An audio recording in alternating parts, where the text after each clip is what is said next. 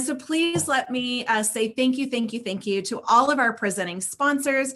You see their logos right there in front of you, and we are so grateful to have them in our corner and so grateful to know that they are also in each and every one of your corners, elevating your mission, supporting you and the efforts you're taking to elevate your causes around the globe. So please go find them online, give them a thumbs up, some love, like them, follow them, because they are liking and following all that you are doing. So don't miss your opportunity there.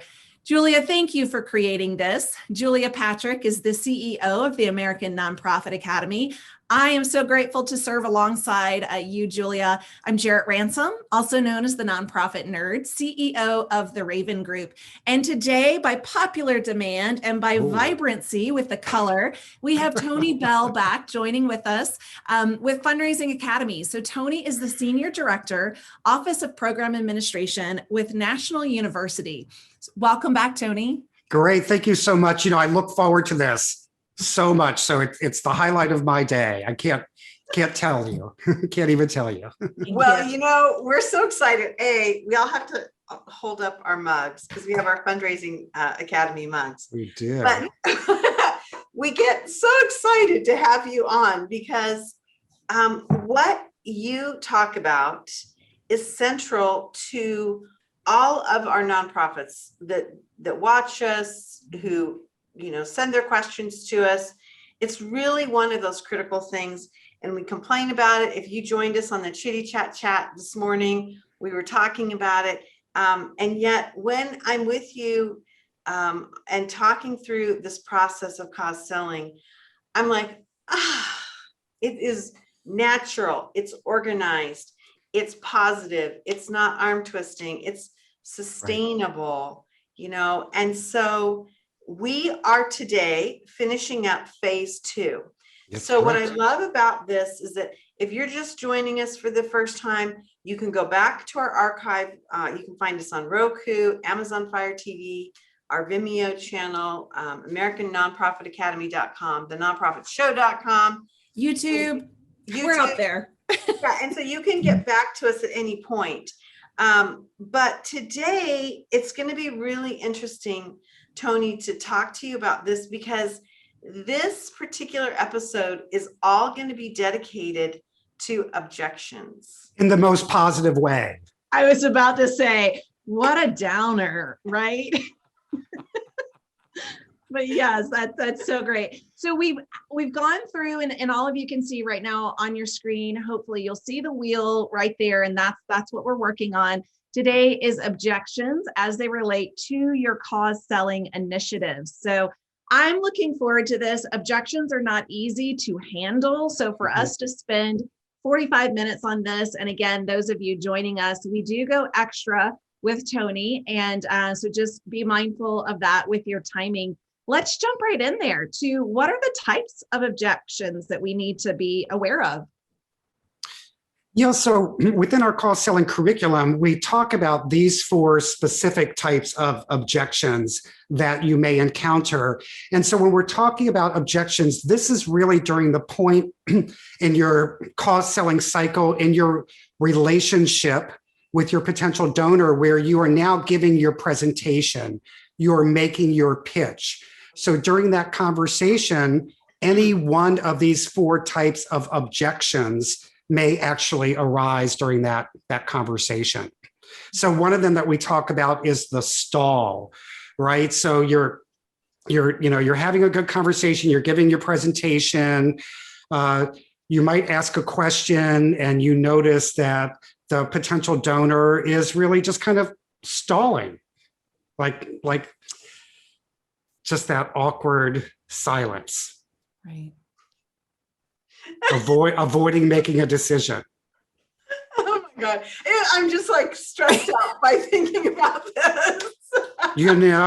So what does that tell you? A stall might mean that you haven't given them the information that they are looking for. A stall might mean that they've asked you a question and your answer wasn't really what they were looking for, or wasn't as complete as they were hoping to, to hear from you. So ways around that is, if you have that stall, ask another question, ask a relevant question, and we're going to go through some ways to respond to objections that will help you, later on in our chat today, to help you with these types of objections. But really, that's what the stall is it's, you either haven't answered a question right, so they're uneasy about some piece of information that you provided. So the only way around that is to ask more questions and to really focus in on the relationship that you've developed with them up to this point to get them over the stall. Now, may I ask, Tony, if we're asking additional questions, are these also open-ended questions that we've talked about before? Yes, absolutely. I think that's a great point of clarity. Yes, whenever possible. And we're going to talk about this as well. But you want to engage your potential donor in conversation because you want to listen more than you talk, right? So I'm so glad you mentioned that. Open-ended questions are really, really important. Right. So that's really kind of what the stall is all about. The searcher is that individual that just wants more information.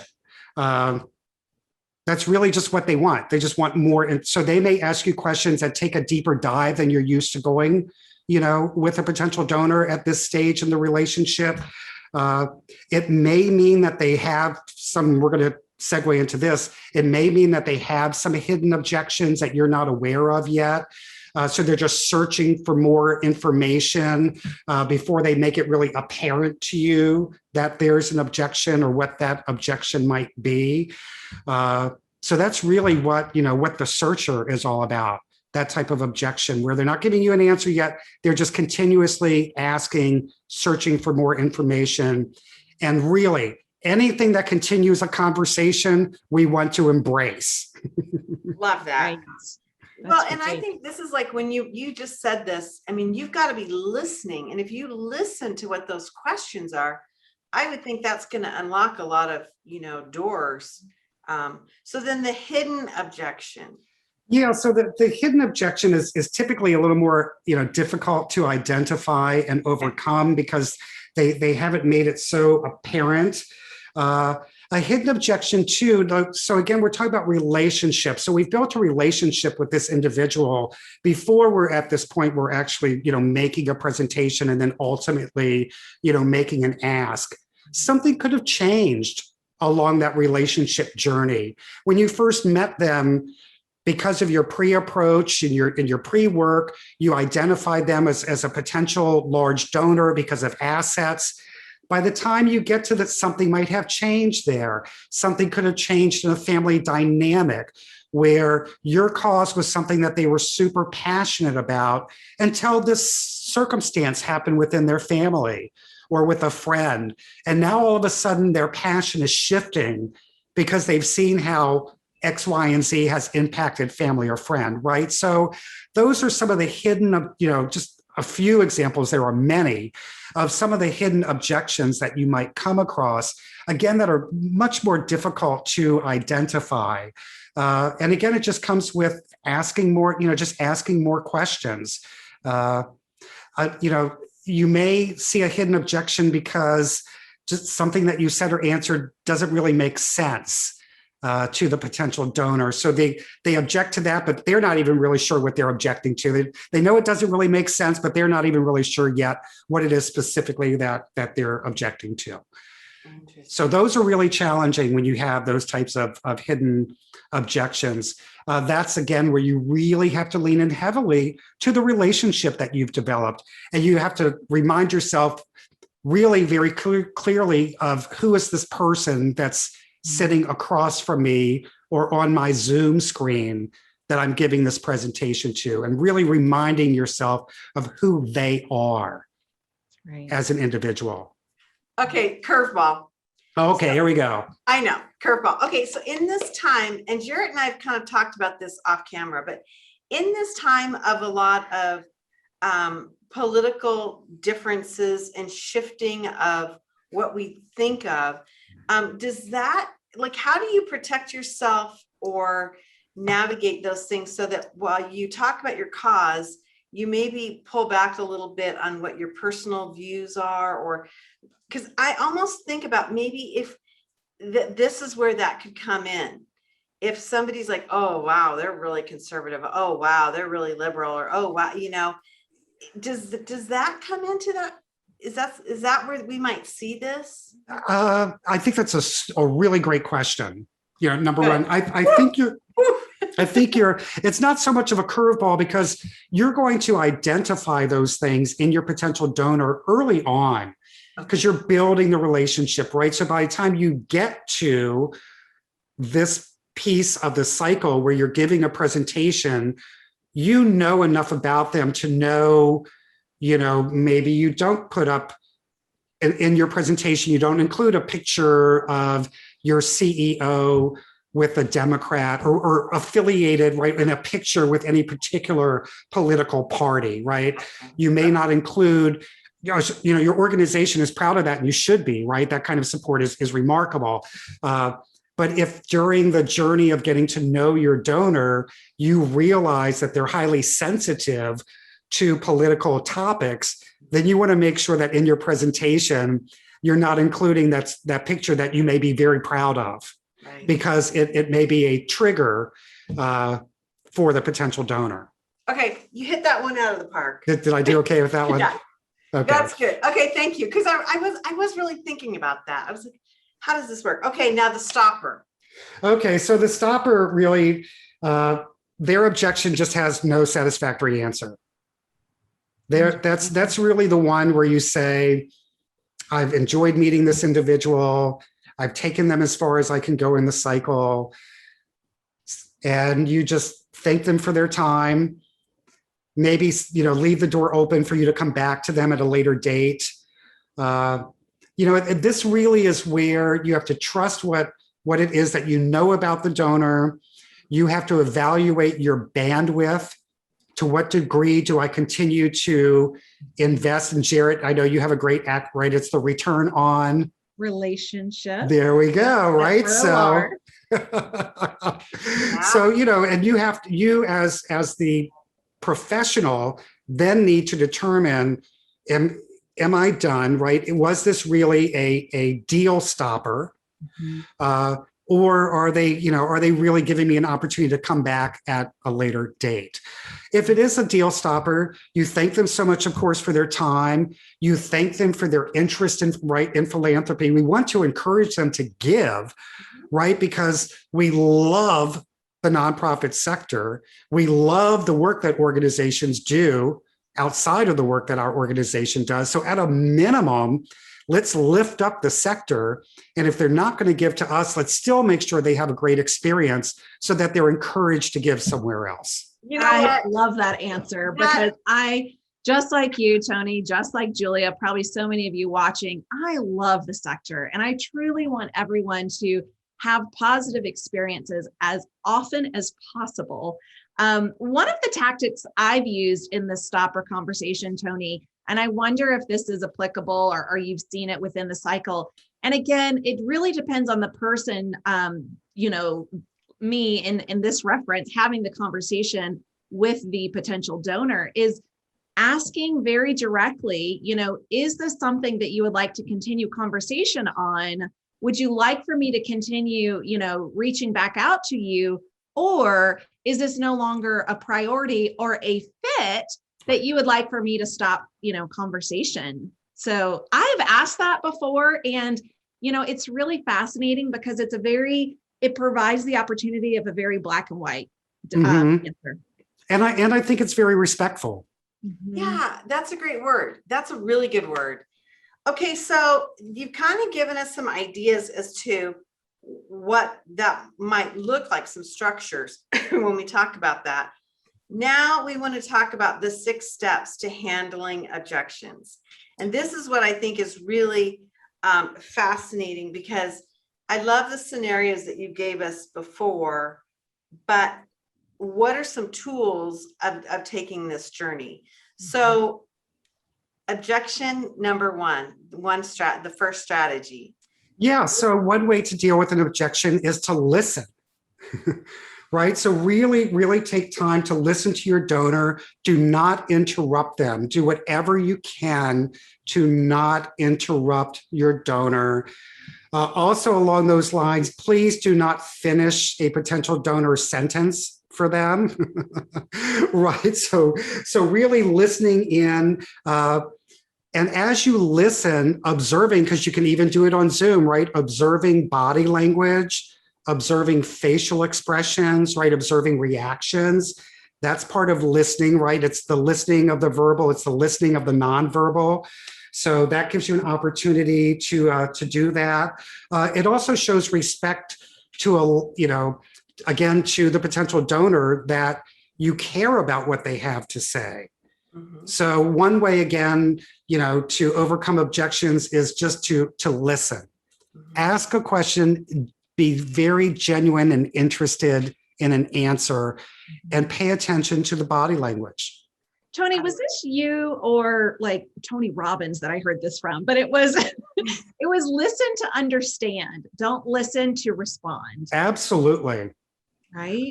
Was that you that I heard this from? No, I don't know that I can, or it's one of those things that just rolled out of my mouth that I say and forget. But it makes a lot of sense. Yeah, listen to understand. Don't listen to respond. I also love that you said, and I'm going to say, quote this from Tony Bell, I'm writing it down now, is do not finish their sentences. Because you could truly take that in a completely different direction than what they were going to say. And I think we've all experienced that, maybe not in this specific situation, but with a friend or a family member. It's like, no, that wasn't where I was going. No, exactly. Yeah. Well, I love your next one. So really talking to us about, okay, once we listen to our donor, we hear them out. The second is to confirm your understanding. Now, what I'm hearing you say is really a therapy kind of response, right? So you listen to the donor and then you repeat back to them to say, Julia, what I'm hearing you saying is you're very passionate about X, Y, and Z, and you and your partner would consider a gift of this size. Am I understanding, Reiteration. That's exactly, yes, is to reiterate what you've heard in your own words, right? Don't feel like you have to. And I think that that's important too, because when you reiterate or confirm an understanding in the exact wording of your donor, you're mimicking them. I think when you respond in your own words, reiterating in your own words, you're showing understanding. Love that clarity. That is brilliant. Of what's been said to you, right? You're not just repeating what's been said, you're verbalizing confirm your understanding. In your own words, you're confirming your understanding of what was said. So and that helps with a lot of that helps with a lot of objections, right? Because as much as we try to be clear in our communication, sometimes, we can misinterpret. So it really helps, in that scenario, the reiterating and that kind of clarity that comes from that. I'm sorry, Jared. No, that is perfect, because when I'm listening to this, and maybe Sasha with Moves Management would say, this is exactly the right train of thought, Jared. I imagine then going back to my desk, opening up my Bloomerang system, putting these notes in the donor notes that say, my understanding from the conversation is fill in the blank. Yep, exactly. It all works together. It does. Yeah, that's awesome. Okay, so now when we talk about handling objection number 3, and this is really interesting, acknowledge the donor's point of view. Right. And I think what's important here, and the key word is acknowledge. It doesn't say agree with. Okay. That's where I was tripped up. I knew where you were going, Julia. So okay. Thank you. It's important, right? Because you may not agree with their point of view. But again, in the spirit of the relationship and the conversation, you're going to acknowledge their point of view. I hear, again, through the reiteration, I hear what you're saying. And what I heard you say is blah, blah, blah, blah, blah, right? So acknowledging their point of view and not being defensive in that acknowledgement, right? Because it's not an agree or disagree. It's an acknowledgement. So, and I say that, and I know, because even in my own experience, that's easier said than done sometimes, right? To Yes. not take some of this personally. I remember, again, when I first started fundraising, I took no really personally. I was like, what is the problem? It's like, do I need to change deodorant? What is going on here? But it was because I wasn't following this kind of great cycle. I wasn't asking people that I already knew were good qualified candidates, right?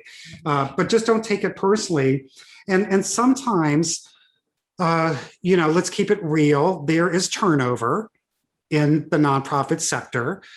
So you may be engaging in a donor, because this cycle is not just about new donors, right? This is about retention of donors, re-engaging donors. This cycle, it just keeps on spinning, right? Yes. So you may be where you're a new development officer at an organization. You're going through this cycle because you're getting to know existing donors or trying to re-engage lapsed donors. And they may share with you very frankly a bad experience they had with the organization or the person that was in the role before you. So just let them talk about it and just acknowledge it. Okay, so now this is where, and I shared this, I asked this question kind of off camera. This I'm really interested in understanding more. Your strategy number 4, select a specific technique. So you're talking to that fund development person that's sitting across from a potential donor.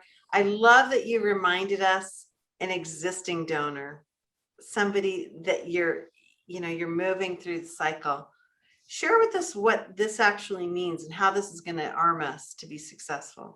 Yeah, so when we talk about select a specific technique, what that means is don't let an objection dampen your spirit, quiet your mojo, right? Don't let it get in the way of your passion. And so the better you understand these different techniques and the way to respond to an objection, the more likely it is that you'll do so without the potential donor feeling like they've stumped you, like you don't know how to answer the objection. So that's really what this is talking about is, select a specific technique, know your techniques, know what works best for you, and don't allow yourself to be caught up in that moment where you get an objection. And now that you just, you can see, again, they're reading your body language too, right? So you're not like, the minute that you get the objection. So because you've practiced these techniques and you know which one to activate. So I'm recalling one of our previous conversations, Tony, about when we're making the ask. So I'm now talking about a previous piece in the cycle, making the ask, and for us to truly know what specific technique are we most comfortable with.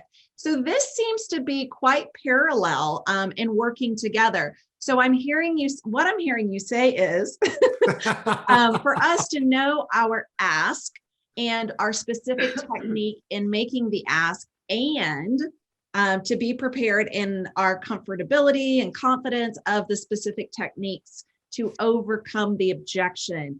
Am I understanding that correctly? I think that you are spot on with that. Great. I love that we're like, role modeling or, practicing this in real life here. This is great. No, I love it. Because again, I want to remind our viewers that, it's all about relationships. When you get to this point, and that's why, and we're going to talk about it in a few minutes too, we talk about this as welcoming, objections. Put your arms out, welcome them, embrace them. This person that you're talking to is not a stranger to you. That's right. There's no reason to be afraid of their objections. You know your organization, you know the value of the programs and services that your organization is putting into the community. So it's just a way of just kind of, I guess, lowering your blood pressure, for lack of a better way of putting it, around objections. Right. So, I love that you said lowering your blood pressure. I would also imagine that when you are more confident, you're reaching out to more people, you're engaging more people, and you become more successful. Yes, because I believe that really good professional development empowers you. Yeah. Yeah, I think you're right. I think you're right. No, Yeah. it really, really does. It really does. Okay, so answer the objection. Yeah, so don't ignore it. Yeah. Answer the objection truthfully, Okay. to the best of your ability. Okay. If for some reason you really are thrown a zinger, then again, this is someone you've built a relationship with. Don't feel ashamed of saying that is a really great question or a really great observation. I'm not really sure what the right answer is for that, but I promise you, I'll do the legwork and I'll get you an answer. And, in a couple of days, I'll follow up so that you're comfortable with whatever that happens to be. So, so definitely answer the question. Another thing around answering objections is don't over answer. Don't try and, don't try and baffle them with, Yeah. Yeah. We'll with fill in stuff. the blank. Garrett and I will fill in the blank later. I knew you would. I love that. I think you're right. And I think that because when you do that, you appear to be defensive. Exactly. And I always err on the side of less is more in a lot of conversations, right? Again, the more questions they ask, the longer the conversation's going, the more interested they are. But don't feel like you have to give this long-winded response to objections. Be very clear, be very focused on, the objection itself, and then ask them if you've answered it correctly. Love that. Right? Give your answer and then say, did that answer your question? And then it's okay for a closed-ended. Then it's okay for a yes or no, right? But you're acknowledging what you heard. You're showing your understanding of what they said. And then you're also closing the loop to say, I will get back to you on this, and then confirming, does this feel right for you? Is this what you're looking for? And that is where you can use this closed-ended. Absolutely. Great insight. Yeah. One of the few times you can get away with it. Right. And I know we're not done, so please don't feel like, oh, this is wrapping up. We had said earlier in the Chitty Chat, so many people have really an issue or, a defiance against fundraising, truly that word fundraising, and how I believe through this cause selling education and module, it really helps to provide all of us a higher level of education in a place that empowers us, right? And if the F word of fundraising is really scary, let's look at the definition of that, because that is important as we move through the cause selling model, I believe, because these objections to me, Tony, they're truly giving me like additional clarity, right? Absolutely. So objections are giving me clarity on what would be a best alignment for the donor. Mm-hmm. No, absolutely. That's why I was saying, and arms wide open, Yes. Embrace them. And really, I encourage everyone to look at them as a really valuable tool. Mm-hmm. Absolutely. It reframes, when you said that, Tony, it reframes your fear. And I think it also will help you, not just with that donor that you're working with at that moment in time, but you could see a trend. You could see a trend line that says, wow, everybody's really concerned about this. Or everybody's confused, or, I can see where in the very beginning, when we first started talking with you so many weeks ago, we did talk about what those tools were and the information that you should have. And it seems to me that this is a powerful piece of that, listening and figuring out, wow, what did I miss? What could we do to help, communicate more fully, I would say. Mm-hmm. And so now we're at handling objection strategy number 6, or process. And now you're saying attempt to close. Yeah. So, and we have there's a separate step all around the ask. So closing might mean different things in this particular presentation, right? A successful close may be setting up another meeting where you will make the ultimate ask, right? Or maybe your vision, because of where you are in the relationship with this potential donor, maybe this is where you were going to make the ask. So your attempt to close is, making the ask. So, so when you're faced with objections, during the course of your presentation, you may get objections. And that, again, that's great. We want that. We're learning more. It's continuing the conversation. It's going to keep you energized, because you're going to be responding and reiterating and all of that good stuff, right?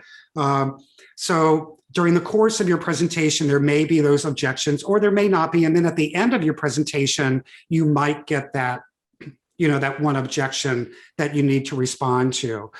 So when you say to the potential donor, after you've responded to the objection, did that answer your question? Do you feel like you have more clarity around that particular, and again, I don't want to say concern, issue, situation, whatever word works, right, during that conversation.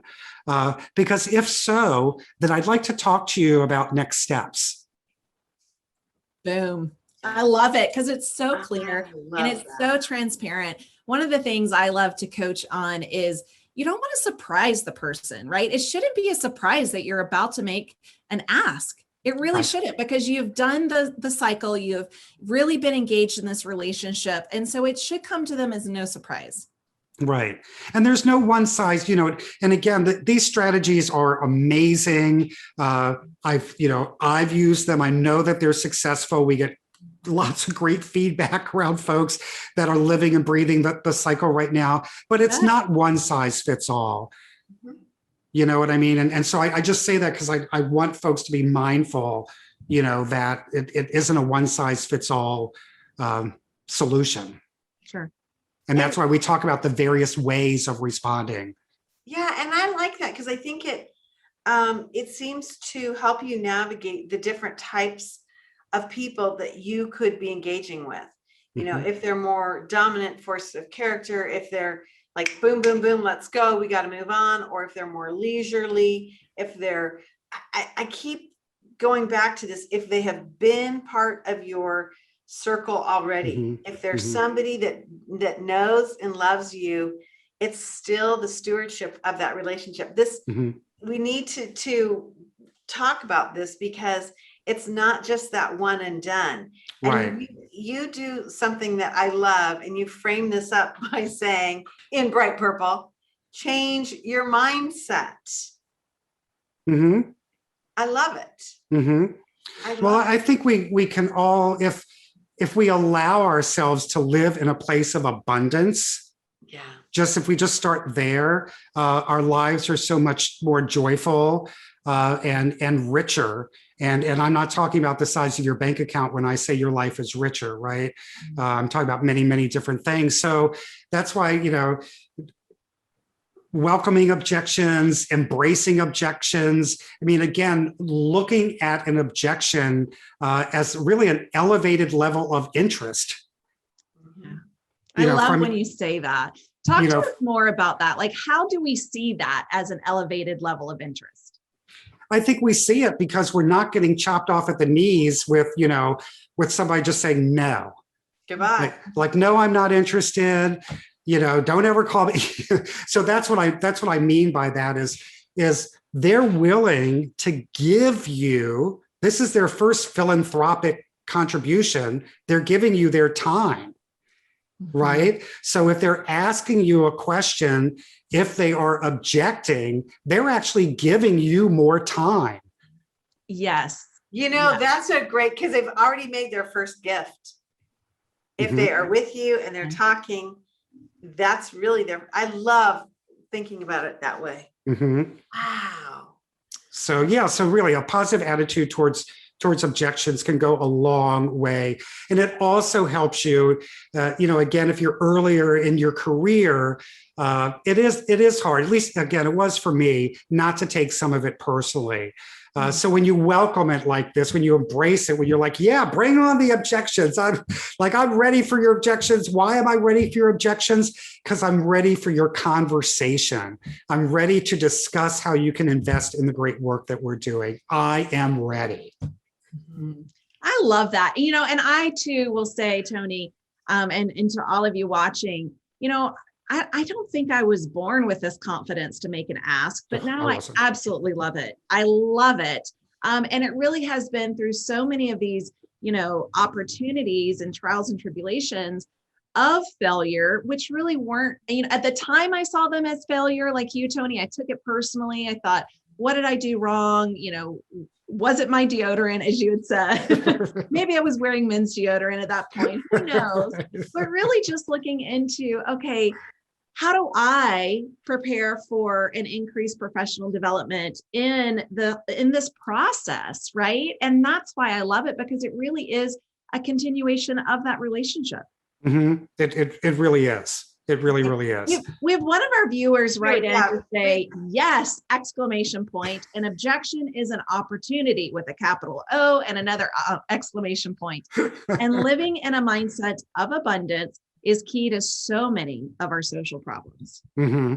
Absolutely. And I love that. Thank you for writing in that, because you're right. If we don't have that spirit of abundance and look at this in a bigger picture, we're not handling our causes as well as we could. So thank you for writing that. I think that's like a super genius way to look at this. I really do. Hey, before we let you go, because it's been such a whirlwind, Tony, of all of this information, and I'm going to put back up the cause selling wheel. Sure. Briefly. And I'm wondering if we could just kind of tee it up for moving into phase 3. So the first step was prospecting, Mm-hmm. where you had some amazing, efficient, low cost, if not free, ways to prospect who we were going to be talking with. Mm-hmm. I've been on Zillow. I cannot count the number of hours. That was one of them. Hint, hint. It was brilliant. And it makes it more natural. The pre-approach, explain the pre-approach just a little bit more in refinement. Yeah, so the pre-approach is the information that you're gathering before you even go to set up your first meeting so the prospecting is your brainstorming, you're creating your list of potential donors, you're prioritizing them. Now you've prioritized them. You're taking what seem like, again, low-hanging fruit, lack of a better term, we've used that a million times. You're taking them and now you're doing your pre-approach. You're doing more, you're just generating more data on these potential donors before you ever go and ask for a meeting. And that takes us to the approach. Okay, so then the approach. So the approach is really setting up that first meeting, and getting yourself ready for getting yourself ready for step 5 without skipping step 4, because step 4 is where now through some conversations, you've set up a phone call. Your needs discovery is now where you're really getting to learn a lot about the potential donor from the potential donor themselves, right? Just through initial conversations. That's your needs discovery. You're really understanding what is their need, because you're trying to satisfy the need of your organization, but also, recognizing what the donor need may be. And that really helps to make the alignment for the conversation, for the presentation, and even into the objection piece, right? Because now we're able to know how he, she, or they really identify in their passions, right? And what truly makes them tick, so that we can leave out a certain political candidate if we know, or, any other type of alignment. If we know, their truth and their core is so, swayed in one direction. And I'm not just talking politics. This is so many different issues, right? Like we have gathered through phase 1 and phase 2 into really knowing our donor. or potential. Absolutely. And, and just because of recent history, we jokingly, use politics as that, but your organization might do, some type of, and I'm thinking once folks are convening again, or maybe historically you've done some type of family festival, and one of your photos might be of, a clown. Well, some people are terrified of clowns, right? So you may not want to use that particular picture, even though you love it. And the clown's got their arm around, one of the kids that you're serving, right? And you just love it. That's but, hilarious. Again, your potential donor might be just mortified of clowns. And so that could be a real trigger. So you don't want to hand them a red balloon at the coffee meeting. Right, exactly. Oh my gosh, that's so funny. That's great. Now, then we talked about the last one, the presentation. And this is really an interesting piece that we need to revisit just ever so briefly before we let you go for the day, because times have changed and we are asking over Zoom. We are getting to know our donors or re-engaging them over Zoom or phone calls. And as we start to move into a recovery phase, there's still going to be a lot of people that are reticent to join us in our offices or on our campuses. So that I found was really an interesting way to look at this. Mm-hmm. Yeah, I think we as a sector, we've always, I shouldn't say always, but my experience has been that really just in the last 15 years have nonprofits really started to lean into the best successful practices of for-profits, right? And Yes. and what are those? And that's really what cause selling is. It's the best of sales strategies in the for-profit sector and modified to the nonprofit sector. But so we've talked a lot about diversifying our fundraising streams, right? And that we can't rely on one source for fundraising, right? Relationship-driven fundraising is just one lane. Right. Then you have events and you have grants and, and plan getting right. There's this whole, ecosystem of different ways that folks can contribute. And this is very specific to the cause selling. So we've had to diversify that way. Same thing here. We always have to evolve and diversify the work that we're doing in the nonprofit sector, and the way that we are now delivering and engaging has to be diverse as well. I love it. I love that you said that. It's remarkable. We've gone through phase 1, phase 2. Now, as we move forward, we're going to get into phase 3, which is the ask and the stewardship. It's not just about that ask, the go and blow. It is moving through that cycle once again. So we're really excited to have you help us understand this and move through. Tony Bell, Senior Director, Office of Program Administration at National University Fundraising Academy. Woo! I'm telling you, I was telling Jared this, every time we spend one of these sessions with you, I'm like, I want to go ask. I want to get out there. I mean, it's emboldened me. It's made me more rational, and not just such an emotional, like I'm going to ask and get them kind of mentality. It's more, how am I going to bring somebody into a longer term stewardship? And so I have really, really enjoyed it. It has been amazing. Again, I'm Julia Patrick, CEO of the American Nonprofit Academy. I've been joined by the nonprofit nerd herself, who has done a lot of this type of work over her career. She has. It's great to have you, Jared Ransom, to take us through this conversation. Well, I love it. And Tony, I wish that I had this model, this, cycle, gosh, early in my career. Me I wish too. I had it earlier. Yeah. Me too. It would have saved me a lot of heartbreak, I think, in the long run. So thank you for saying that. Yeah, I think I wouldn't have been so fearful after having no's. I can see now that it took me a while to get back on the saddle after no's. And what a shame, because that's time wasted. Yeah. Well, I always enjoy the opportunity to have these conversations with you both. You lift me up and just keep me just, feeling great about the work that we're doing, and just, the feeling of relevance is just so rewarding. So thank you for that.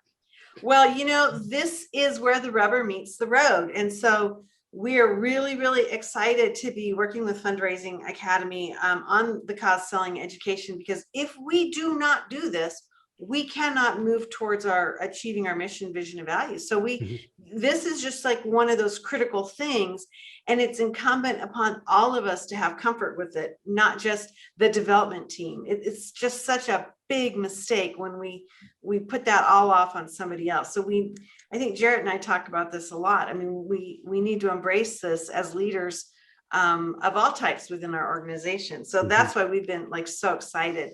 Again, we want to thank our sponsors. Without you, we would not be here having this conversation. So many of our sponsors, including Fundraising Academy, meld into this process and help support us in our achieving the success that our nonprofits so desperately need. Wow. Okay, Jarrett. I am vibrating at a high level. It is so wonderful. Thank you, Tony. And thanks to all of you that have joined us today or for the recording. So grateful for that. We end every episode by saying, please stay well so you can do well. And we'll see you back tomorrow.